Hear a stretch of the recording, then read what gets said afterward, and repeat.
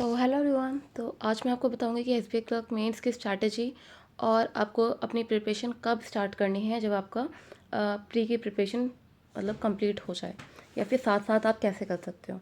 तो देखिए, सबसे पहले तो आपको प्रीवियस ईयर पेपर्स हैं उनको चेक करना है कि पेपर का पैटर्न किस तरीके का है। ठीक है, प्रीलिम्स का तो आपको ऑलरेडी पता है, ईजी आता है और 20 मिनट्स आपको सेक्शनल मिलता है टाइमिंग, और 35 क्वेश्चन आपके डिवाइडेड होते हैं। तो एसबीआई क्लास में क्या होता है कि सबसे पहले आपको प्रीवियस ईयर क्वेश्चन देखने हैं कि लेवल किस तरीके का था एग्ज़ाम में। ठीक है, और साथ में फिर आपको देखना है कि प्रिपरेशन आपको मेंस की प्रिपरेशन स्टार्ट करनी कब है।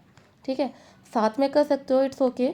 बट जिन लोगों का प्रीलिम्स भी ठीक से नहीं हुआ है प्रिपेयर, ठीक है, तो उन लोगों के लिए मैं ये बता रही हूँ कि आपको अब मेंस की प्रिपरेशन कब स्टार्ट करनी है, क्योंकि आपको एग्ज़ाम तो पूरा निकालना है। ये नहीं है कि प्रीलिम्स ही निकाल के आपको बस खुश रहना है।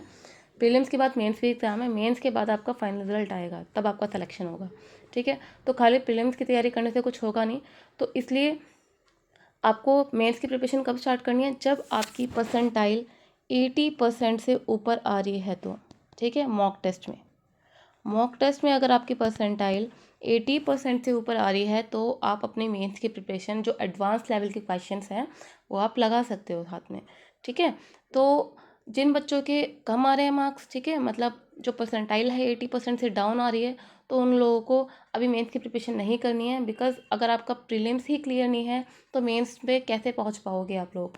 ठीक है, अगर प्रीलिम्स से आप एग्ज़ाम क्लियर नहीं कर पाए तो मेंस का कुछ फ़ायदा नहीं है। ठीक है, तो हमें पहले अपना जो बेसिक कॉन्सेप्ट है, यानी कि हमारा प्रीलिम्स का, उसको अच्छे से कंप्लीट करना है, देन आपको मेंस की प्रिपरेशन करनी है। जब आपको लगे कि आपकी परसेंटाइल ठीक आ रही है, 80% से अबव आ रही है, 85-90, तो बहुत अच्छी बात है। बिकॉज उस लेवल पे आपका जो एसबीआई क्लर्क प्रीलिम्स का जो लेवल है वो आप क्लियर कर चुके हो। ठीक है, वहाँ पे आप एग्ज़ाम हॉल में अच्छे मार्क्स लेके आ सकते हो। ठीक है, तो इन चीज़ों का ध्यान रखना है आपको। अब ये चीज़ आती है कि कैसे करके हो ये सब चीज़ें, ठीक है, कैसे कवर हो पाए इस लेवल पर। तो आपको अपनी स्पीड एंड एक्यूरेसी, ये जो है मेन थिंग है आपके एग्ज़ाम की, इन दोनों चीज़ों पर ध्यान देना है आपको। ठीक है, आपकी स्पीड एंड एक्यूरेसी, दोनों ही चीज़ें आपकी प्रैक्टिस से आएंगी। ठीक है, जितना आप प्रैक्टिस करोगे उतनी ये चीज़ें जो है इंक्रीज़ होंगी आपकी, और उतना ही आपके एग्ज़ाम के लिए अच्छा है। ठीक है, उसके बाद सेक्शनल कट ऑफ, तो देखिए एसबीआई क्लर्क में कोई भी सेक्शनल कट ऑफ नहीं होती है, ये बहुत ही प्लस पॉइंट है आपका। ठीक है, मेंस में क्या होता है, प्रीलिम्स का तो आपको खैर पता ही है कैसे क्या होना है। ठीक है, आपको तीनों ही अपने सब्जेक्ट स्ट्रॉन्ग करने पड़ेंगे, क्योंकि तीनों के ही मार्क्स वैल्यूएबल हैं वहाँ पे।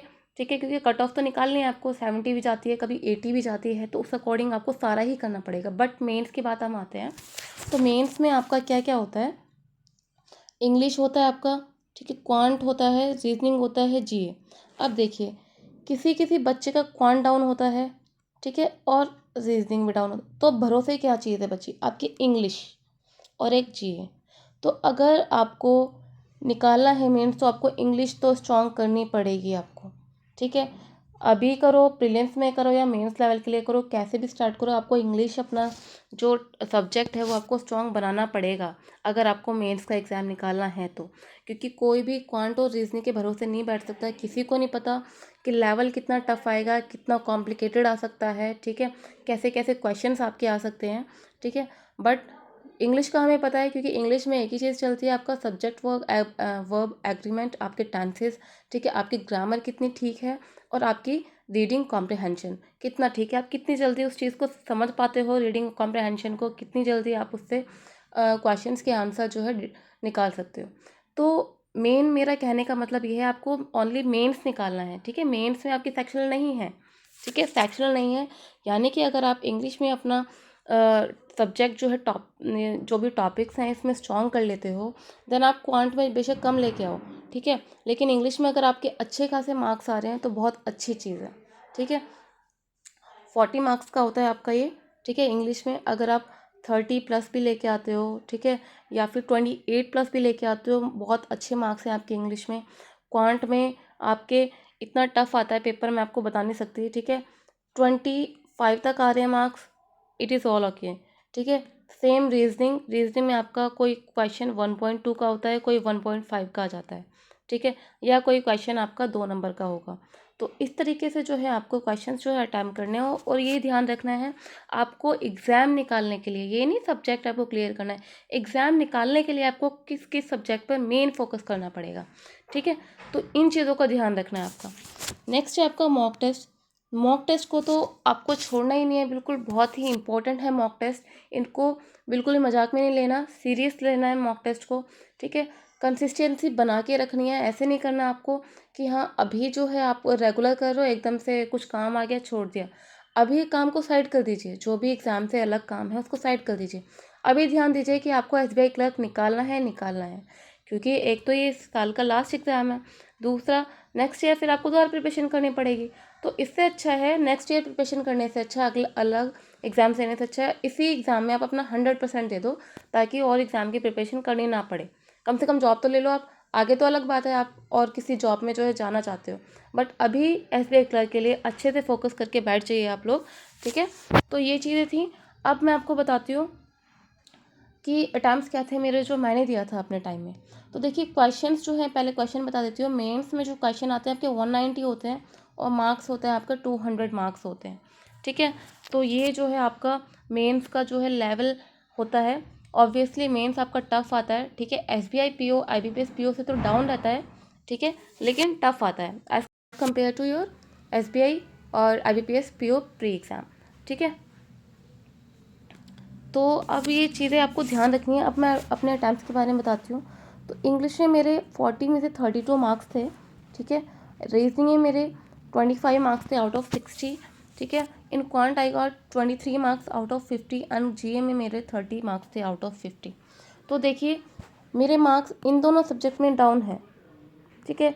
ऑब्वियसली अगर मैं कंपेयर करूँ सबको एक दूसरे से, ठीक है, जो लेवल होता है रीजनिंग और क्वांट का, किसी को नहीं पता एग्ज़ामिनर कितने बुरे मूड में है, ठीक है, और कैसा एग्ज़ाम जो है आपके सामने रख दे बना के।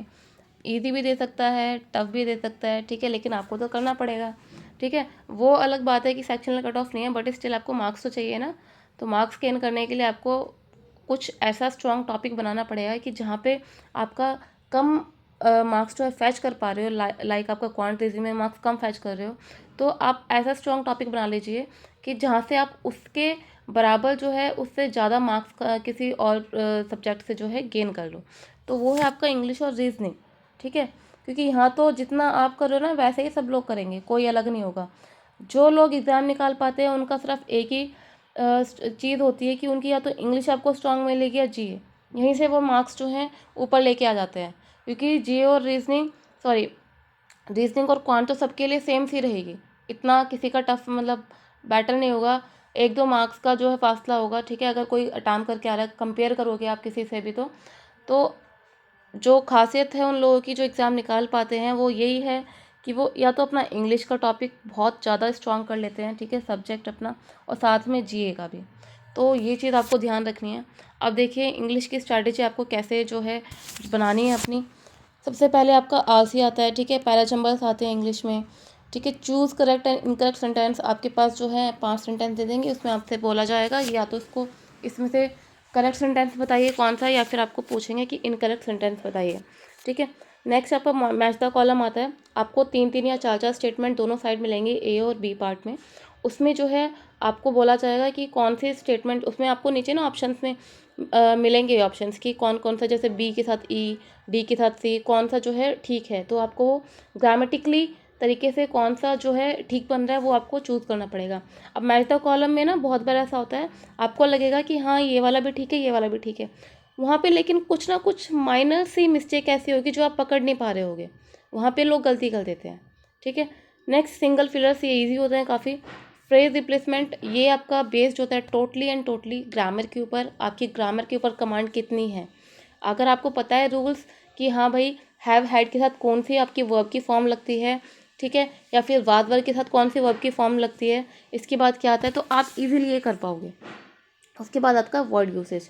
तो अब इंग्लिश की आपको प्रैक्टिस कैसे करनी है, आपको प्रैक्टिस करनी है जब आपका ये कंप्लीट हो जाए। ऑब्वियसली प्री का एग्ज़ाम, प्री का आप क्लियर कर लोगे, ठीक है। प्री का मैंने आपको बता दिया कब आपको मेंस की प्रिपरेशन करनी है, तो उससे पहले आपका इंग्लिश का कंप्लीट हो जाएगा।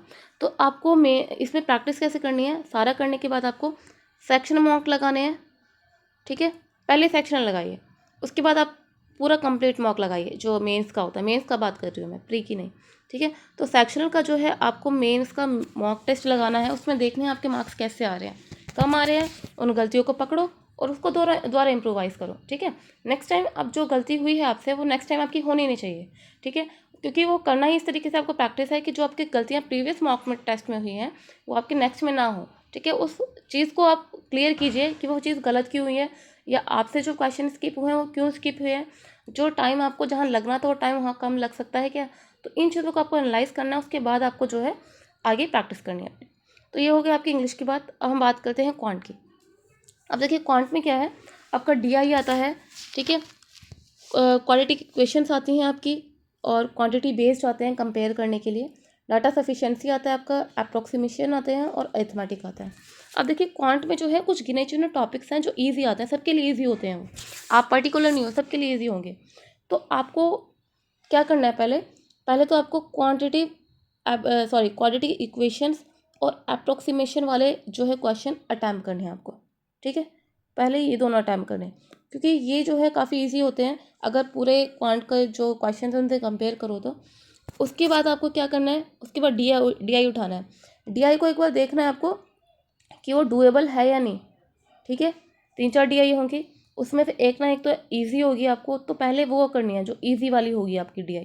उसके बाद आपको लग रहा है जो मॉडरेट लेवल है, थोड़ा सा आपको माइंड का तो यूज़ करना है ऑब्वियसली, लेकिन उसमें थोड़ा ज़्यादा टाइम लगने के आपको लग रहा है कि टाइम लगेगा, तो उसको उठाइए थोड़ा मॉडरेट लेवल भी।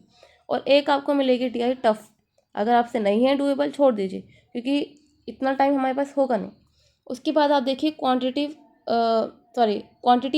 कंपेयर करने वाली, इसमें आपको फर्स्ट स्टेटमेंट देंगे, टू स्टेटमेंट देंगे, इसमें से आपसे पूछा जाएगा कि इन दोनों का जो है क्या है मसला, मतलब ऑप्शन में दिया जाएगा क्वांटिटी 1 जो है बड़ी है क्वांटिटी 2 से, या फिर क्वांटिटी 2 बड़ी है या बराबर है, ठीक है, इक्वल, इस तरीके के आते हैं ऑप्शन। तो आपको दोनों ही क्वेश्चन सॉल्व करनी होंगी इसमें, ठीक है। अगर आपको लग रहा है कि हाँ भाई इसमें से 5 आते हैं क्वेश्चन, तो 5 में से 1-2 ऐसे होंगे जो आप इजीली कर सकते हो, तो इसमें से भी आप 1-2 नंबर आप आराम से ले सकते हो, ठीक है। फिर इनको क्वांटिटी जो है दोनों की मैच करनी है, किसकी वैल्यू ज़्यादा है किसकी कम है, ठीक है। उसके बाद डाटा सफिशिएंसी, ये काफ़ी अच्छा होता है, ठीक है। डाटा सफिशिएंसी, अगर आपको बेसिक कॉन्सेप्ट्स क्लियर हैं क्वांट के, ठीक है, अगर आपके बेसिक कॉन्सेप्ट क्लियर हैं क्वांट के, तो आप ये चीज़ आराम से कर सकते हो, ठीक है। अब ये नहीं कि कुछ कुछ चैप्टर्स आप लोग छोड़ देते हो, लाइक आपका टाइम, मैंने भी छोड़े हैं, आपके नहीं, मैं भी अपनी बात बता रही हूँ। टाइम एंड स्पीड हो गया, ठीक है, यानी स्पीड एंड डिस्टेंस हो गया आपका, बोट एंड स्ट्रीम, अगर इस टाइप से डाटा को सफिशिएंसी आए हुए हैं तो मैं छोड़ देती हूँ, क्योंकि मुझे यही नहीं पता कि इस चीज़ को फैच करने के लिए मुझे किन किन चीज़ों की ज़रूरत पड़ेगी। लेकिन अगर आपका जो है जो चैप्टर आपका कंप्लीट है, लाइक आपका प्रॉफिट एंड लॉस हो गया, ठीक है, time and distance, time and work से आपका क्वेश्चन आ गए, तो आपको वहाँ पे ये चीज़ पता है कि किसी चीज़ को जो है निकालने के लिए आपको किन किन चीज़ों किन किन चीज़ों की ज़रूरत पड़ती है, ठीक है। तो उस तरीके से आप विदाउट सॉल्व किए हुए भी डाटा सफिशिएंसी के क्वेश्चंस कर सकते हैं। मैंने किए हैं बिकॉज मुझे पता है कि हाँ भाई ये चीज़ निकालने के लिए ये चीज़ की ज़रूरत पड़ती है और ये इस चीज़ जो है बेफालतू है, ठीक है, इसकी ज़रूरत नहीं पड़ेगी हमें क्वेश्चंस को जो है सॉल्व करने के लिए। तो ये सब आपकी प्रैक्टिस से ही होगा, ऐसे नहीं कि बस अपने आप तुक्के मार के आकर, वो सारी चीज़ें प्रैक्टिस से ही होंगी। आपकी जब प्रैक्टिस इस लेवल की हो जाएगी ना कि आपको पता है कि हाँ भाई कैसे क्या करना है, तो आप इजीली कर पाओगे क्वेश्चन। लास्ट में उठाना है आपको अरिथमेटिक, क्योंकि अरिथमेटिक थोड़ा लेंथी भी होता है और थोड़ा क्वेश्चन उसमें आपको ईजी भी मिल जाएंगे, ठीक है, बिल्कुल ईजी नहीं, मॉडरेट लेवल के मिल जाएंगे। तो इस तरीके से आपको जो है क्वांट की प्रैक्टिस करनी है। तो क्वांट के लिए भी जो आपको लग रहा है कि हाँ हो गया है, इसमें भी आपको सेक्शनल पहले करना है, 2-3 सेक्शनल मॉक टेस्ट लगाइए, ठीक है, 2-3 सेक्शनल लगाइए मॉक टेस्ट। उसके बाद उसमें से आप गलतियाँ देखिए, आपकी गलतियाँ क्या निकल रही हैं, ठीक है, गलतियों को समझिए और जो गलतियाँ की है उनके कॉन्सेप्ट क्लियर कीजिए, ठीक है। और टाइम टाइम को भी देखना है आपको कि इतना टाइम यहाँ क्यों लग रहा है, इसमें कम लग सकता है या नहीं लग सकता। जो गलत हुए हैं उनको ठीक कीजिए, ताकि नेक्स्ट में सेम एज इंग्लिश के जैसे मैंने बताया आपको, नेक्स्ट मॉक में आपकी गलती नहीं होनी चाहिए, ठीक है। उसके बाद आपको जो है फुल मॉक टेस्ट लगाना है जब आपकी तीनों की प्रिपरेशन यानी तीनों के सेक्शन जो है आपके कंप्लीट हो जाए। उसके बाद हम बात करते हैं रीजनिंग में, ठीक है। अब रीजनिंग में क्या होता है, आपकी पजल्स एंड सीटिंग अरेंजमेंट आते हैं, आपकी ब्लड रिलेशन आता है, कोडिंग आता है, डायरेक्शन आता है, सिलॉग्स आते हैं आपके कोडेड वाले, डाटा सफिशिएंसी आता है, मशीन इनपुट और लॉजिक रीजनिंग। तो रीजनिंग जो है डुएबल है, बट बहुत टफ आ जाती है, ठीक है। कोडेड टाइप के क्वेश्चन काफ़ी टफ आ जाते हैं। लोग क्या करते हैं कि कोडेड लगाते ही नहीं है प्रैक्टिस में, ठीक है। वो अपना प्री लेवल पे जो चल रहा है बस उसी को चलाते हैं। देखिए अभी से जो है आपको स्टार्ट करना है, कोडेड लेवल के जो क्वेश्चन आते हैं किसी भी चीज़ के हों, चाहे ब्लड रिलेशन का हो, ठीक है, डायरेक्शन सेंस का हो, ठीक है, इनपुट आउटपुट हो, तो इन सब के क्वेश्चन आप जितनी प्रैक्टिस करोगे ना मेंस लेवल की, उतना आपका बेटर हो जाएगा फिर।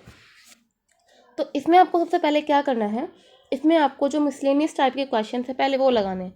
पजल आपको लास्ट में लगानी है सबसे, ठीक है। पजल अगर आप स्टार्टिंग में लगाने बैठ गए तो टाइम वहाँ गुल हो जाएगा, फंस भी गए तो वहाँ पर भी टाइम आपका बेकार हो जाएगा, क्योंकि जब फंस जाते हैं ना तो फ्रस्ट्रेशन आती है कि इतना तो हमने सॉल्व कर लिया, यहाँ के फंस गए हैं, ठीक है। वो मेरे साथ भी हुआ है। तो आपको जो लग रहा है पहले एक बार 2 मिनट लीजिए, क्वेश्चन का पूरा एक बार मतलब देख लीजिए एक बार कि हाँ भाई कौन सा क्वेश्चन डुएबल है, जो लग रहा है आपको डुएबल है ईजिली, तो उसको आप mark for review and save कर दीजिए, ठीक है। उसके बाद जब सारे क्वेश्चन आप देख लें, उसके बाद आपको एक एक करके क्वेश्चन वो स्टार्ट करने हैं जो आप जहाँ से आपको लग रहा है कि ये पहले हो सकता है, ठीक है। तो होने वाले जो होते हैं वो है ब्लड रिलेशन, आपका कोडिंग हो गया, डायरेक्शन हो गया, सिलॉक्स हो गया, ठीक है।